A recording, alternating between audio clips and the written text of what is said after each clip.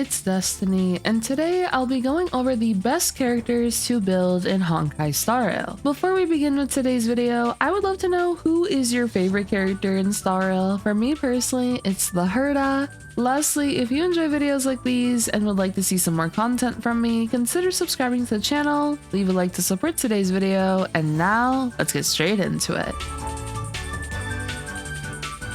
First up, we have Sparkle, who received amazing Nova Flare buffs in version 4.0 and is currently a free character you can acquire from the limited character selector. Sparkle is able to provide numerous buffs. Her skill can provide crit damage, ult type res pen, and 50% action advance for an ally. So for your main damage dealer, you can have them hold attack boots, and Sparkle will push them up behind her. One of Sparkle's biggest perks is the amount of skill points she can give the team. With her ultimate, she can recover 6 skill points for all allies, and if you overflow your skill points, no problem, the excess points will be recorded up to 10 skill points. Sparkle will also increase the maximum amount of skill points by 2, so now you'll have 7 skill points instead of 5. And Sparkle will also gain Figment when allies consume 1 skill point. As for what Figment will do, this will increase the damage taken by all enemies, and this can stack up to 3 times. This will be useful for dealing even more damage onto enemies with the entire team, and her buffs don't stop there.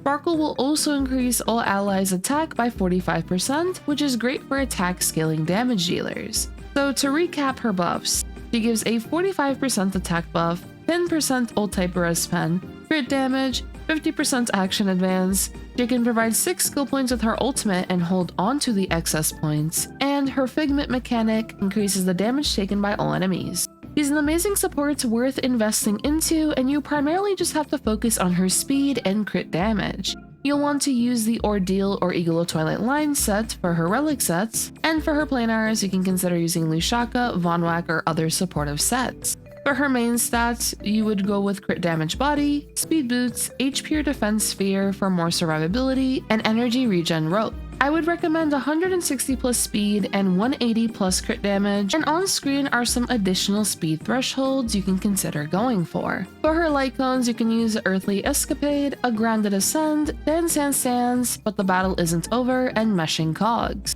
You can use Sparkle on numerous teams, such as alongside Sparksea, Archer, Phynon, Acheron, and more. You can even do a fun combo of Sparkle with Sunday, where you have a 161 speed or above Sparkle and 160 speed or above Sunday. So essentially Sunday would be a little bit slower than Sparkle, and what you could do is action advance your main DPS with Sparkle, then advance forward with Sunday for some back-to-back attacks with your main damage dealer. Overall, I highly recommend building Sparkle for your account, and the next character for today will be Dan Heng. Dan Heng PT is a 5-star physical preservation character that has an excellent sustain for numerous teams. Dan Heng is able to provide shields for the entire team, cleanse debuffs, he can provide an attack buff for an ally, and make that ally the bond mate. When an ally is a bond mate, he will summon Soul Dragon for that ally, and what this now means is that character will have a summon. And due to them now having a summon, this can result in them being able to fully take advantage of the Banana Planar set, so this makes this set more useful for certain characters,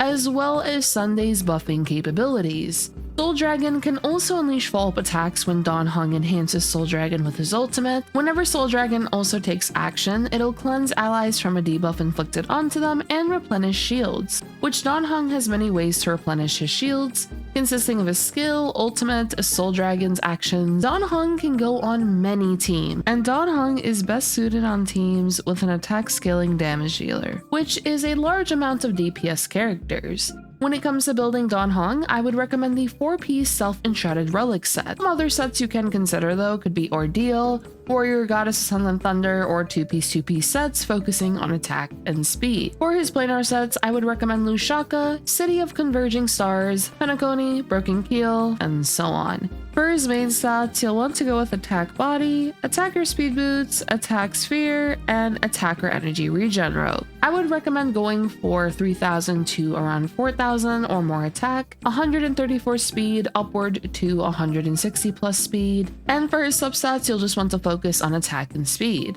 For his light cone options, since he is an attack scaling preservation character, you can either use his signature, there's Journey Forever Peaceful, or using an off-path high base attack light cone. Now, if you do use an off-path light cone, while you won't be able to get the secondary effects of this light cone, you'll mainly be using this light cone for the attack stat that it'll provide, which will increase his shield strength. Overall, I would highly recommend building Dan Heng, as he is currently one of the best sustains in Honkai Star Rail. Next up, we have Trailblazer. Multiple Trailblazers, but each for different teams. First, we have Remembrance Trailblazer. They are an Ice Remembrance character that is able to provide nice buffing capabilities for a team. One of the major buffs that Remembrance Trailblazer will be able to provide is Mem support, which is triggered once Remembrance Trailblazer has 100% charge. Mem will immediately take action and action advance an ally by 100%, as well as provide Mem support.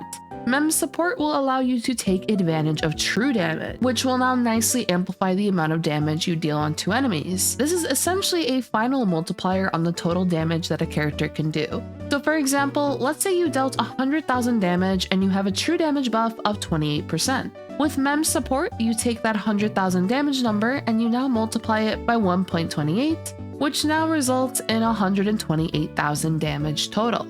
And this buff is useful for a wide variety of damage dealers. The versatility allows them to be a very powerful option for many team possibilities, and Remembrance Trailblazer will also be able to provide additional crit rate and crit damage as well. For the relics, I would recommend World Remaking Deliverer or Eagle of Twilight line, but if you do not have these sets, you can also consider using 2-piece speed sets. For the planars, you would use Amphorius the Eternal Land, Vonwak, or Lushaka. And when it comes to building Remembrance Trailblazer, for their main stats, you can go with crit damage body, speed boots, ice damage, HP or defense sphere, and energy regen rope. For your substats, you will focus on crit damage and speed, and for their stat goals, I would recommend 180 or above crit damage. And for their speed, I would recommend having them fast so that they are able to act often, which can consist of 160 plus speed, or as fast as you can get them. Now, as for their light cones, I would recommend This Love Forever, Long May Rainbows Adorn the Sky, Fly Into a Pink Tomorrow, Memory Curtain Never Falls. Now, as for our next Trailblazer, it'll be Harmony Trailblazer.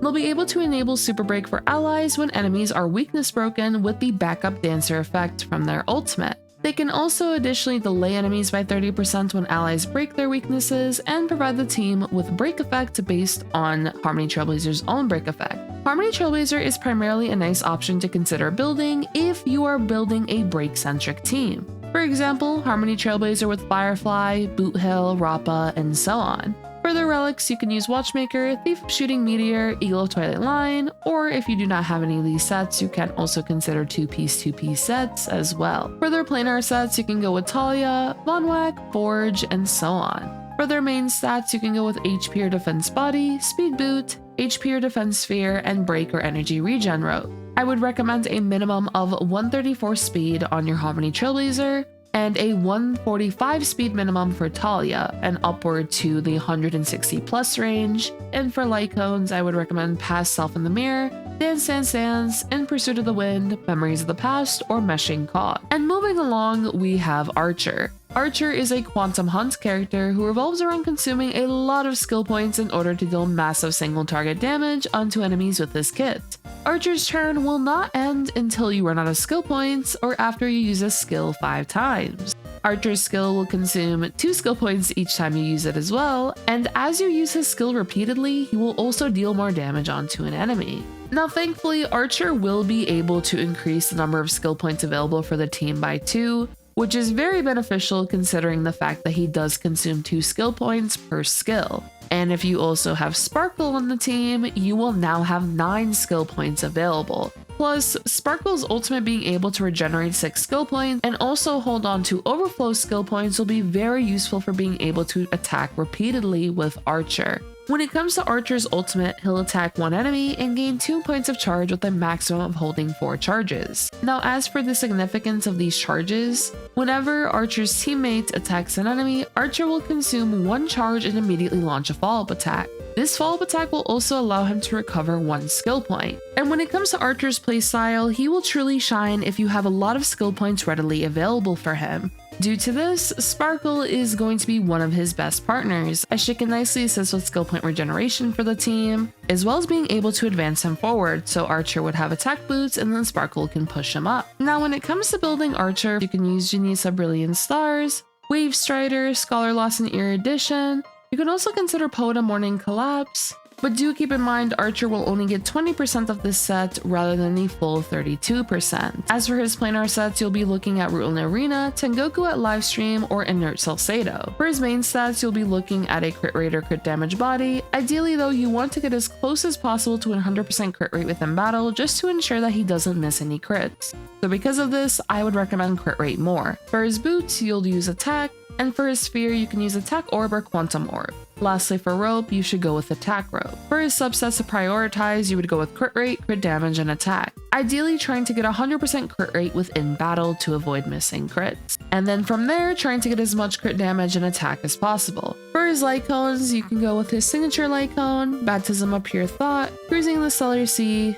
See You at the End, and so on. Overall, Archer is a very powerful single target damage dealer who is able to deal massive damage onto enemies due to the fact that he can repeatedly use his skill, and he also nicely benefited from Sparkle's Nova Flare buffs. As for our next recommendation, it would be Ruame, primarily for break-centric teams, E1 Ruame havers, or for those who don't have many supports. Ruame is an Ice Harmony character and is obtainable for free through the Golden Companion shop, and she can provide numerous buffs that can allow her to be a flexible option for teams. Her skill will allow her to increase all allies' damage by 32% and increase all allies' weakness breaking efficiency by 50%. One of Ruame's traces, Candle Lights on Still Waters, will allow the damage increase from her skill to further increase by 36%, as long as her break effect reaches 180 in battle. This now results in a 68% damage boost for the entire team through her skill. As for the additional weakness breaking efficiency, this will now allow you to break enemies at a faster rate and is especially useful for break-oriented teams, as additional weakness breaking efficiency not only helps you break enemies faster,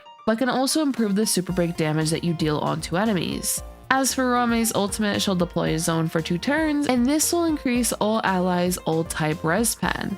Now when enemies are hit, they'll also be inflicted with Rebloom, and now once enemies with Rebloom are broken, they'll get delayed when attempting to recover their toughness meter. This can be beneficial for keeping enemies broken longer. As for Ruame's talent, she'll increase the speed of all allies within battle by 10%. When it comes to Ruame's overall kit, she'll be able to nicely buff up teams with the variety of benefits she has for break-centric teams. The additional speed, break effect, all-type res pen, as well as the weakness breaking efficiency is very useful for break-centric teams.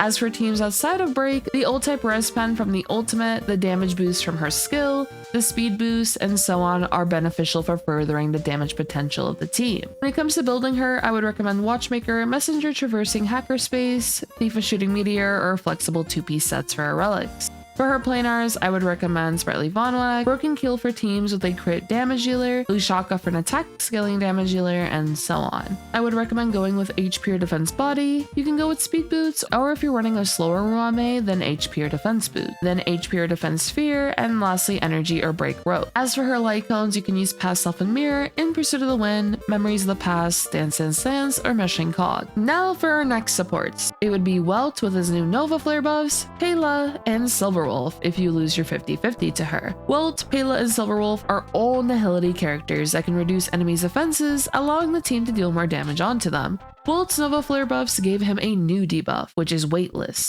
This can delay enemies' actions, reduce their speed, reduce their defenses, and when allies attack enemies in the weightless state, their damage dealt increases by 10%, and this can also stack up to 10 times, so up to 100%. Now if you have E4 Welt, this gets even better, as now enemies' ult-type resistance will be reduced by 30% as well, which is huge for the team's damage output as well as Welt's damage output.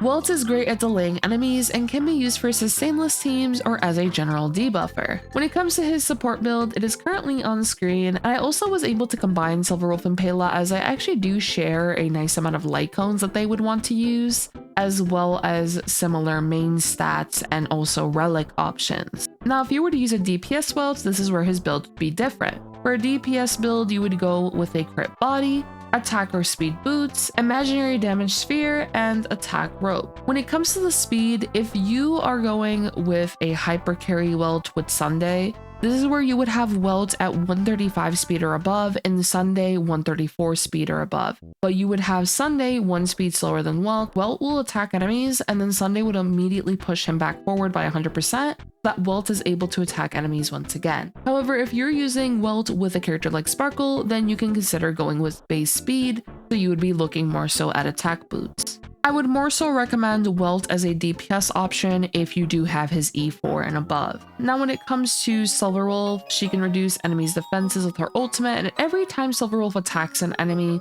she'll implant a random bug onto that enemy. She has 3 types of bugs. One will reduce attack by 10%, another reduces defense by 12%, and the final one reduces speed by 6%. As for Silverwolf's skill, she can add 1 weakness of an on-field ally type to one enemy. She will prioritize the weakness corresponding to the first ally in the lineup, so whatever character you have first, that is the element she's going to prioritize. And this will also reduce that enemy's resistance to that weakness type by 20% for 3 turns, in the case that they weren't already weak to that element. She can be a nice flexible debuffer for teams. And lastly, we have Pela. She can reduce all enemies' defenses with her ultimate, which allows her to be a flexible option on teams, especially if you don't have many supports. Pela can also use her basic attack often to regenerate skill points for the team, and if you have Pela's 4th Eidolon, she'll be able to reduce enemies' ice resistance with her skill, and this will be beneficial for your ice damage dealers. And before we wrap up today's video, I have a couple of notable mentions. First up, we have Himeko. I still use Super Break Himeko in Pure Fiction from time to time, and she can work as an option for those that don't have Firefly for Pure Fiction. Huahua can provide energy, attack buffs, cleansing, and healing for the team, and can nicely work with the newest Elation teams. We also have Bronya as well, who can provide 100% action advance, as well as numerous buffs consisting of damage buffs, attack buffs, crit damage buffs, 100% action advance, and a more recent synergy worth noting can be her alongside Phynon. Another Harmony character you can consider is Tingyun, as she'll be able to provide attack buffs, damage boosts, and energy for an ally as well. Lastly, I'd love to know which characters you recommend building, and if you'd like to see some more content from me, consider subscribing to the channel, leave a like to support today's video, and I hope to see you all next time. Peace.